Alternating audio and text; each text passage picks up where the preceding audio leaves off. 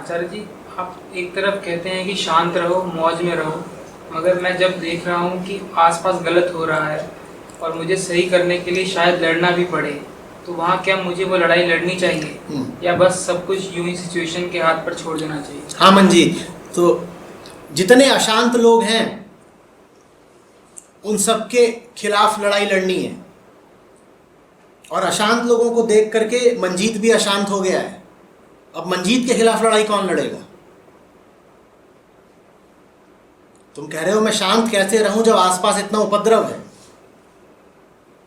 आसपास अशांति है, उसको देख करके तुम भी अशांत हो गए और कह रहे हो मुझे उस अशांति से लड़ना है। तो पहले अगर 10 अशांत लोग थे, अब कितने हैं? 11। इस 11वें के खिलाफ कौन लड़ेगा? आग में आग डाल के आग बुझाना चाहते हो?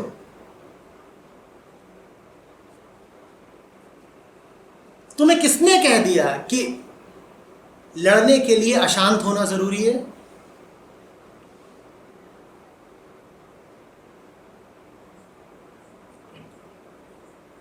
ऐसे सैनिक से बचना जो लड़ने जा रहा हो और अशांत हो। ये किसी काम का नहीं होगा।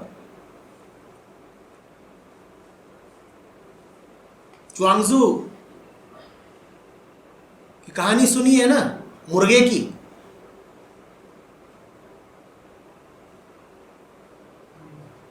तो एक मुर्गा है, उसको तैयार किया जा रहा है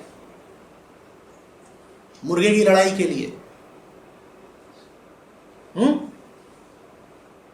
मुर्गे एक के ऊपर एक छोड़े जाते हैं, मुर्गे आपस में लड़ते हैं, उन पे सट्टा लगता है, मनोरंजन होता है, ये सब चलता था। तो उसको बढ़िया खिलाया पिलाया जाता है, उसके पंजे पहने किए जा रहे हैं। तो उसका जो प्रशिक्षक है, मुख्य प्रशिक्षक, वो देखने जाता है मुर्गे को। मुर्गे की 1 महीने की शिक्षा हुई है, प्रशिक्षण हुआ है अभी। और उसने देखा कि ये जो मुर्गा है, ये दूसरे मुर्गों को देखते ही फनफना करके कूदने लग जाता है, आवाजें मारता है। विरोधी मुर्गा अगर दूर भी है तो जमीन पे चोंच मारने लग जाता है गुस्से में। तो ये जो मुख्य प्रशिक्षक है वो कहता है अभी नहीं, इस मुर्गे की अभी और तैयारी कराओ, अभी इसकी और तैयारी कराओ, अभी तो ये किसी काम का नहीं है, बहुत पिटेगा।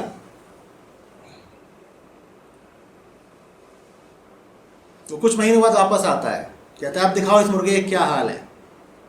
देखता है मुर्गा जो है पहले से थोड़ा ज़्यादा शांत है, लेकिन फिर भी जब विरोधी मुर्गा सामने आता है, दूर से दिखाई देता है, तो ये पंख खड़े कर देता है, पंजा उठा लेता है, इसकी आंखें रक्तिम हो जाती हैं। कहता हाँ अभी भी नहीं, और तैयारी कराओ। फिर कुछ महीनों बाद वो आता है।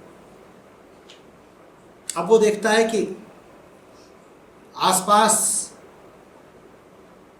उकसाने वाले, आवाज देने वाले कितने भी दुश्मन मुर्गे खड़े हों, ये मुर्गा चुपचाप अपनी जगह पर एकाग्र खड़ा रहता है।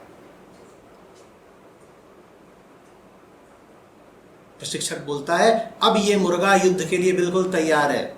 अब जब ये उतरेगा मैदान में तो इसको देख भर के इसका विरोधी मैदान छोड़ देगा।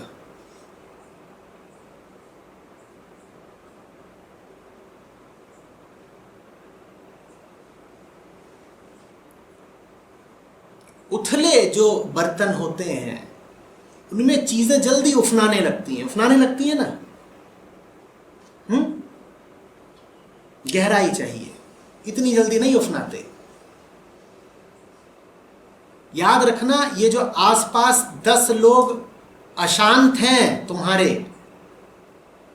वो भी तुम्हारे ही जैसे हैं, और वो इसलिए अशांत हैं क्योंकि उन्हें भी लग रहा है कि कहीं कुछ गलत हो रहा है।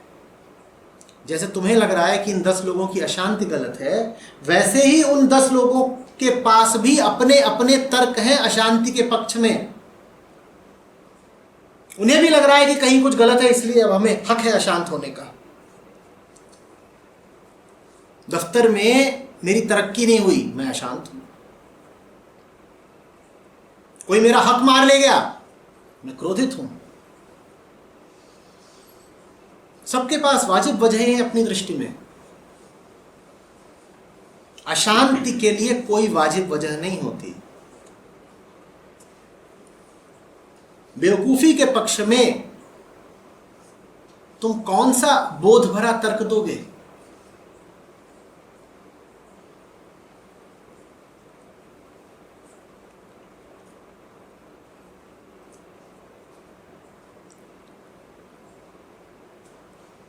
लड़ो,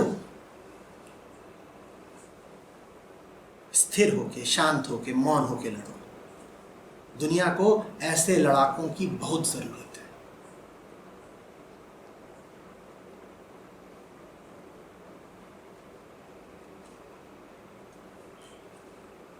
कबीर साहब का सूरमा है, वो लड़ता ही जाता है। वो कहते हैं कि वो कभी रण क्षेत्र से, खेत से हटता ही नहीं है।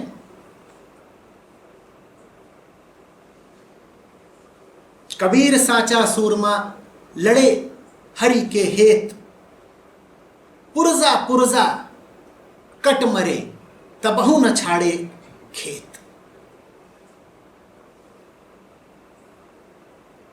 ऐसा लड़ाका चाहिए, पुरजा पुरजा कट जाए उसका, अंग अंग कट के गिर जाए लड़ाई में, फिर भी वो लड़ाई से हटे नहीं।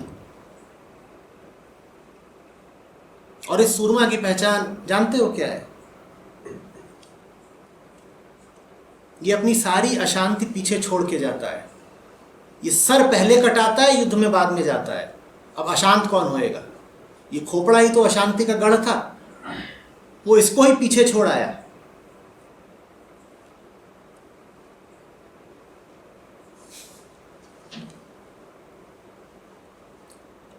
तो लड़ाई चाहिए, निश्चित रूप से चाहिए, धर्म युद्ध चाहिए, जिहाद चाहिए, लेकिन वो धर्म युद्ध वही कर सकता है जो बहुत शांत